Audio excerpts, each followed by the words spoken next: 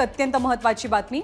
केंद्र सरकारच्या नव्या कायद्याला देशभरातील ट्रक चालकांनी तीव्र विरोध केला आणि काम बंद आंदोलन पुकारलं।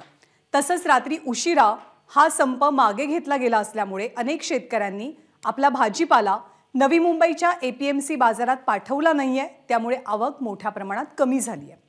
काल सुद्धा 150 ते 200 ट्रक आले नव्हते, तर आज सुद्धा अशीच परिस्थिती कायम असून आवक घटून भाज्यांचे दर 25 ते 30% वधारलेले आहेत।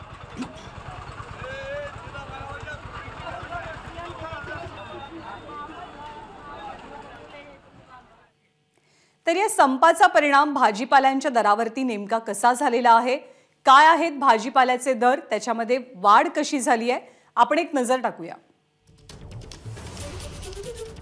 वांगी 50 ते 60 रुपये प्रति किलो, कोबी 20 ते 25 रुपये प्रति किलो, फ्लॉवर 20 ते 25 रुपये प्रति किलो, काकडी 20 ते 25 रुपये प्रति किलो, गवारीची 1 किलोची किंमत 50 ते 60 रुपये, तर वाटाणा म्हणजे मटार 70 ते 80 रुपये किलो, ढोबळी मिरची 40 ते 50, टोमॅटो 40 ते 45, कारल्याची किंमत आहे 50 ते 60 रुपये प्रति किलो, दुधी 30 ते 40 रुपये प्रति किलो, भेंडी 40 ते 50, गाजर 35 ते 40 रुपये, पालकची एक जुडी 15 ते 20 रुपयांना होलसेल बाजारात मिळते।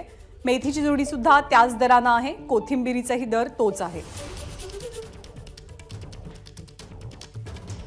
तर नवी मुंबई एपीएमसी मार्केटमध्ये सध्याची काय परिस्थिती, किती गाड्या भाज्यांची आवक झालेली आहे, दरांवर कसा परिणाम होतोय, हे दर पुन्हा त्यांच्या आधीच्या दरांवरती कधीपर्यंत येतील, या सगळ्याची माहिती जाणून घेत आढावा घेतलाय विनायक पाटील यांनी।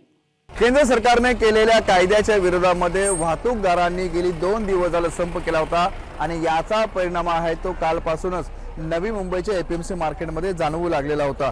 काल जर आपण पाहिलं तर साधारण आवक ही 100 ते 150 गाड्यांनी घटलेली होती आणि तीच परिस्थिती आजही कायम आहे।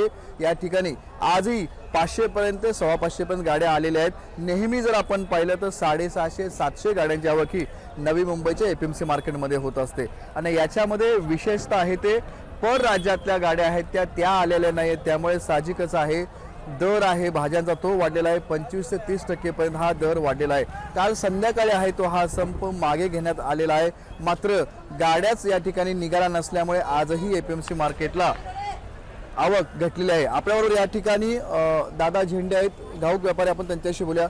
सर, काय नक्की परिणाम झालाय भाजीपाल्यावरती? भाजीपाल्यावरती जो महाराष्ट्राच्या बाहेरून येणारा माल होता, राजस्थानातून येणारा गाजर, मध्य प्रदेश, दिल्ली येथून येणारा वाटाणा, यावरती 50% परिणाम झालेला आहे। तो माल काही बाहेरून आलेच नाही या संपामुळे आणि लोकल माल जे होते त्याच्यावरती सुद्धा 25 ते 30% परिणाम या संपाचा झालेला आहे। गाड्याच गावावरून निघाला नसल्यामुळे या ठिकाणी भाजीपाला हा कमी आलेला आहे। विनायक पाटील, एबीपी माझा, नवी मुंबई। एबीपी माझा, उघडा डोळे बघा नीट।